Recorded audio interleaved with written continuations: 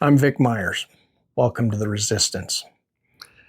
S.V. Smith sent me an email and asked for my thoughts on Christian nationalism and how voters can elect people who will reject and reverse the results of Project 2025.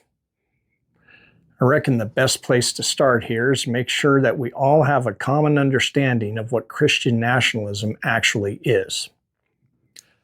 So Donald Trump has a long history of failing Christianity in its core principles, things like feeding the hungry, welcoming thy neighbor, and the value Jesus lays out in Matthew 18:6, where he makes clear that harming children ranks among the gravest moral violations imaginable. This last one is completely incompatible with ICE raids, cutting SNAP, and protecting those named in the Epstein files. And yet Christian nationalists see Trump as their champion. How do we square that circle? It's actually not that hard. Because Christian nationalism doesn't center itself on Christian belief. Christian nationalism is about using Christ as a tool to gain power over others. They invoke God, but they don't obey God. They cite Scripture, but they don't live Scripture. They claim to be faithful, but their faith does not constrain their behavior. Now, I'm not simply stating an opinion here. I'm describing what we can all observe every day. From MAGA voters posting social media rants against immigrants and school lunches for the poor, to the highest levels of the Trump administration, where whenever Christian values conflict with the goals of Project 2025, they choose Project 2025. These people are functional atheists, not because they deny God, but because nothing about their behavior is constrained by belief. They want to post the 10 Commandments in classrooms, not to inspire enlightenment, but to enforce conformity. They want to impose Christianity so that they can control all of the rule books.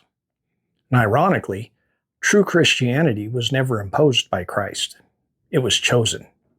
Jesus invited people into his flock, and those who accepted the invitation were welcomed. Those who rejected him were not chased down or forced into compliance. When he sent out his disciples, he explicitly told them, if a place does not welcome you, leave. Now compare that to Christian nationalism and Project 2025. Project 2025 is not an invitation. It's a plan to use the power of the federal government to impose a specific moral and religious framework on all of us, whether we consent or not. Now, I suppose your grassroots Christian nationalists may sincerely believe that this is about making America a land of and for Christians. But the people at the top of the Christian nationalist food chain don't care about Christianity at all. They care about controlling institutions, the courts, the civil service, public education, and the machinery of the executive branch. Once those institutions are under their control, the rich and powerful become richer and more powerful, while the rest of us, Christian and non-Christian alike, become poorer and less powerful. Now that we understand what Christian nationalism is and how it connects to Project 2025, let's finish answering S.V. Smith's question. How do we elect people who will reject and reverse this? You don't stop authoritarianism by debating theology.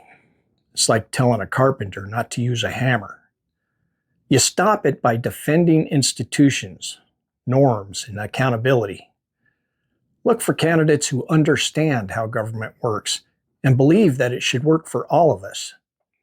If a candidate refers to the Department of War instead of the Department of Defense, they're already obeying in advance and they're not going to be any good to us. And if a candidate has spent decades inside the political establishment while these institutions were hollowed out, history tells us that they're unlikely to be the ones who will reverse that damage. Vote out the incumbents. When you find candidates who are willing to defend democratic institutions instead of exploiting them, support them actively and visibly in every way that you can. SV, let me know if this answered your question. Thanks for listening. Good day.